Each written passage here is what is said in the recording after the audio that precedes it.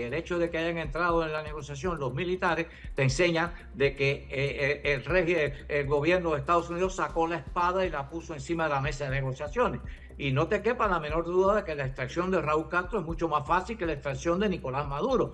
No es normal que un secretario de guerra de los Estados Unidos vaya a viajar a Guantánamo a tomarse un mojito, a ver cómo está la situación que hay algo que se está moviendo, de lo que yo estoy consciente, que no nos vamos a enterar hasta que haya comenzado y que quizá el factor sorpresa, que es el que estaba diciendo, va a ser esencial. Pero ¿cómo lo ves tú, que eres el experto en todo esto?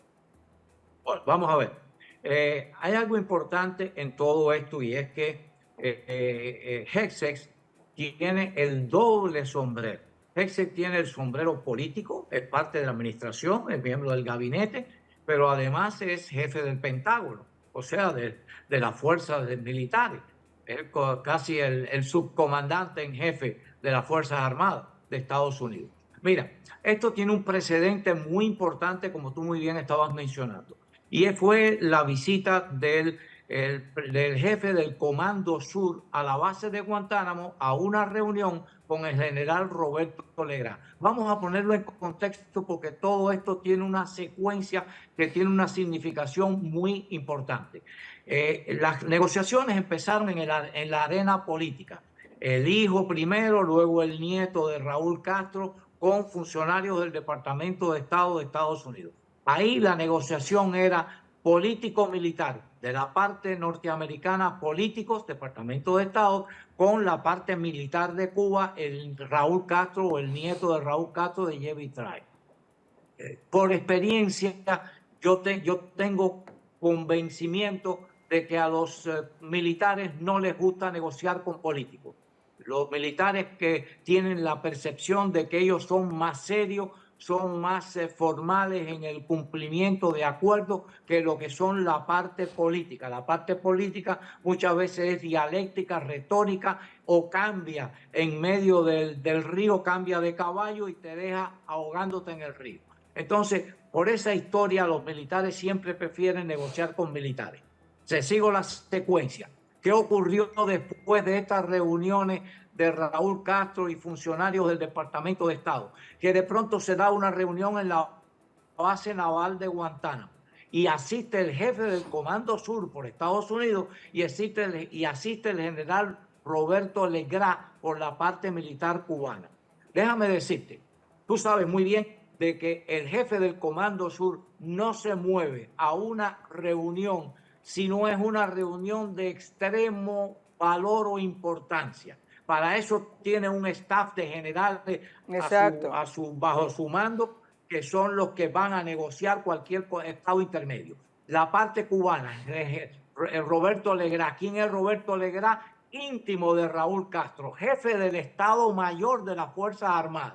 Estamos hablando de un top militar y muy cercano a Raúl Castro, una persona idónea, con confianza personal de Raúl Castro para hacer negociaciones a nombre de Raúl Castro. Así que en mi opinión, allí lo que se dio fue una negociación o el inicio de una negociación que ahora la parte política representada por Hegseth, que tiene el doble sombrero político-militar, va a confirmar. Yo creo que definitivamente el tiempo dirá si realmente fue este análisis lo correcto o no, pero yo sí creo de que están negociando y que Raúl Castro está negociando a alto nivel porque tiene demasiadas cosas en juego Raúl Castro en este momento.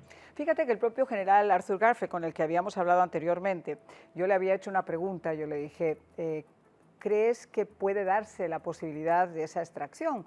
Porque fíjate, mucha gente dice, hombre, esto no tiene nada que ver con Venezuela, estoy de acuerdo, no tiene nada que ver con Venezuela, pero cuando se dan los marcos y se van dando los pasos, como se dio con Venezuela, como de la misma forma que se están dando con Cuba, a través de la vía diplomática, de que acepten ustedes estos, sí o no, no acepto, mira lo que le pasó a Nicolás Maduro, la parte legal, igual que pasó con Venezuela, con el cártel de los soles, se hace con Raúl Castro, haciéndole responsable de la muerte de los pilotos de Hermanos al Rescate, la situación social por la que atraviesa el país, el ahogamiento económico, las sanciones, es decir, se están dando pasos muy similares a los que se dieron con Venezuela, por supuesto en un contexto diferente. Y la gente dice, Marian, pero es que Yo me acuerdo, ¿tú te acuerdas, Luis, cuando lo de Venezuela, que la gente decía, hombre, pero es que han pasado 2 meses y la gente, los barcos siguen en el agua y no pasa nada?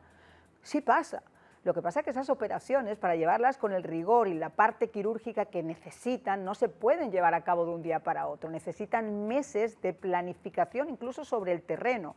Por eso hemos visto muy cerca de las aguas cubanas esos aviones, que son aviones de inteligencia pura, sabiendo en qué parte pueden tener hangares, en qué partes pueden tener lanzaderas de misiles, en qué parte... Ese es el trabajo previo que se está haciendo desde el punto de vista militar. Dicho todo esto, y para que la gente entienda hacia dónde va mi pregunta, el propio general nos dijo que esa extracción podría ser posible.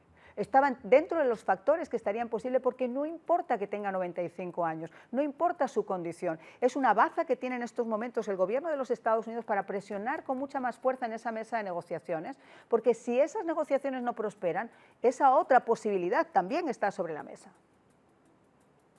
Absolutamente, y el hecho de que hayan entrado en la negociación los militares te enseña de que el gobierno de Estados Unidos sacó la espada y la puso encima de la mesa de negociaciones.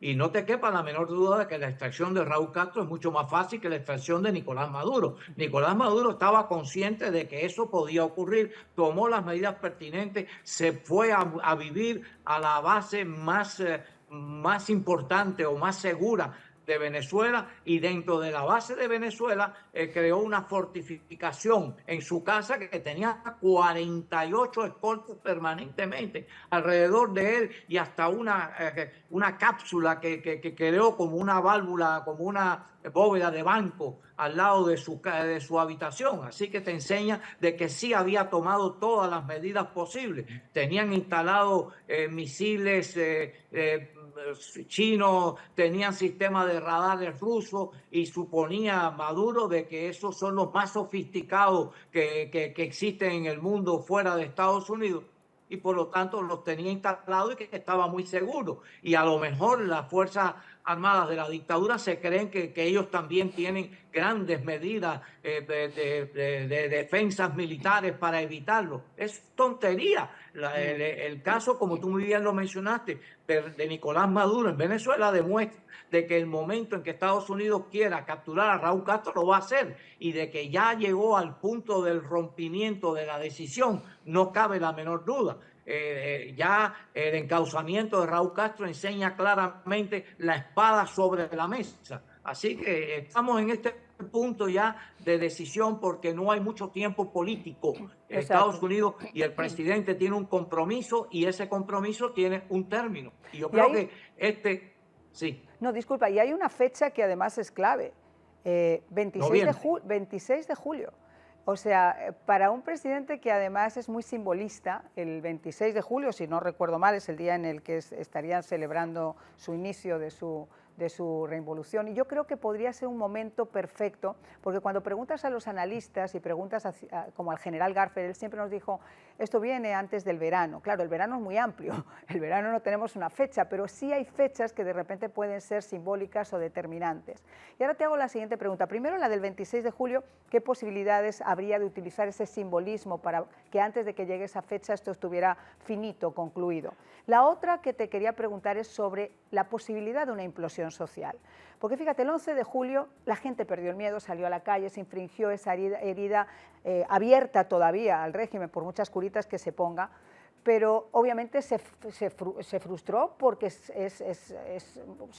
la medición de fuerzas es impensable. Estamos hablando de gente que sale con cacerolas y con palos y con mucho algo que tenga en su casa frente a un régimen que ha alimentado por decenios su maquinaria represiva. Pero ¿qué pasaría si ese 11 de julio estuviera planteado como una especie de toma de la Bastilla a nivel caribeño? Pero en este caso, sabiendo que en la base de Guantánamo puede existir el apoyo fáctico a ese plan, para que si se da ese paso adelante, que es el propio pueblo de Cuba el que da ese paso adelante, no se sientan solos y ya haya un plan de contingencia para apoyar a ese pueblo frente a ese régimen. Wow, me ha hecho unas preguntas un poco que necesitan muchas respuestas, pero voy a tratar de ser lo más sintético posible. Para mí, las fechas simbólicas son esos, simbolismos nada más. Yo creo que la fecha más importante aquí es noviembre, elecciones en Estados Unidos. Y esa fecha no puede esperar, y un desenlace no puede esperar a noviembre. Tiene que ser anterior. Así que a lo mejor puede jugar julio como un momento decisivo. Voy para la segunda pregunta. Raúl Castro no tiene soluciones para el problema de Cuba. Fíjate que están dependiendo de donaciones, nada más que de donaciones, porque está endeudado el país hasta el cuello. No hay crédito de ningún tipo. La infraestructura está destruida. Cada día las termoeléctricas se derrumban más, porque la tecnología es anticuada y ya no hay ni pieza de repuesto para ella. O sea, vamos a ver, Raúl Castro no tiene solución ni a mediano ni largo plazo. Él lo que está buscando es un salvavidas de supervivencia. Y si estás, ¿cómo se llama? Si estás al tanto de lo que está pasando en este momento, que seguro que lo está, es que el régimen ha conseguido que se le envíe gasoil desde Miami al régimen, supuestamente a empresarios privados. Ajá. Y esto es un salvavidas que está buscando la dictadura para ver cómo llega a noviembre. Entonces, la fecha de noviembre es aquí, en mi opinión, el punto clave, el punto de inflexión, para hablarlo en términos matemáticos, de inflexión de la solución política. Ellos están buscando con el gasoil resolver los problemas críticos que le eviten lo que tú acabas de mencionar, la explosión social. ¿Dónde puede producirse la explosión social? Ya vimos que la electricidad no lo produce. Ya vimos que el agua no lo produce. ¿Tú sabes quién lo puede producir? Que los hospitales colapsen, que no tengan electricidad. Y entonces no puede haber prácticamente ni atención de emergencia. Entonces ese sí puede ser el punto clave, porque cuando lleguen las madres o los padres con los niños en estado crítico y no hay atención en un hospital, ahí sí puede venir ya la explosión social. Y Luis, yo creo que también el apoyo, o sea, no es lo mismo decir, pasa todo esto y tengo que salir, insisto, con una cacerola a defenderme frente a un régimen que van como Robocops, porque no tienen dinero para nada, pero sí tienen dinero para eso. O sea, son auténticos Robocops que salen a la calle y además con una consigna clara, no les importa la vida del pueblo, no les importa para nada. Con lo cual, estás además en un desbalance de ideas. Pero si supieran que Estados Unidos está ahí, si supieran que ese forma parte también de algo que Estados Unidos está esperando y que en el momento que ese paso se pudiera dar adelante, ya Estados Unidos tiene un plan concreto desde el propio Guantánamo, que es un lugar estratégico, para poder dar ese paso de apoyo al pueblo. Yo creo que cambiaría radicalmente esa decisión. No es lo mismo hacerlo solo que sentir que tiene el apoyo de otro gigante que está dispuesto en esta ocasión a ayudarte. Bueno, sin duda, y yo creo que el primer paso para enseñarle eso al pueblo de Cuba fue el poner un portaaviones frente ahí en la zona del Caribe, frente a la isla.